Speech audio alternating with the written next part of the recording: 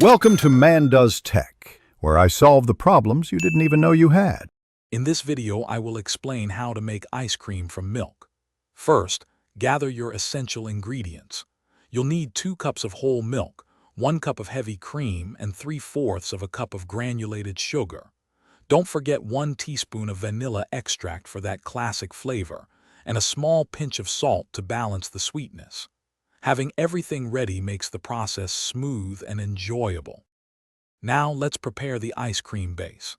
In a medium bowl, whisk together your whole milk, heavy cream, granulated sugar, and that pinch of salt.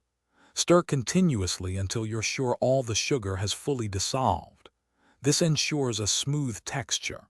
Once mixed, cover the bowl and chill the base in the refrigerator for at least 2 hours or even overnight for best results.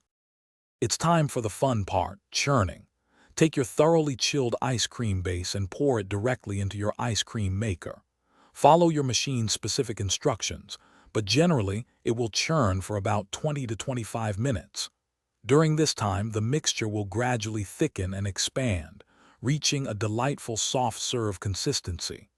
This process incorporates air, making it light and creamy. Almost there. Once your ice cream has reached that soft-serve stage, transfer it from the maker into an airtight container. Place the container in your freezer for at least 4 hours to allow it to firm up properly.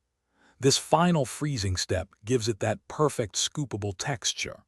When ready, serve generous scoops with your favorite toppings and enjoy your homemade creamy ice cream.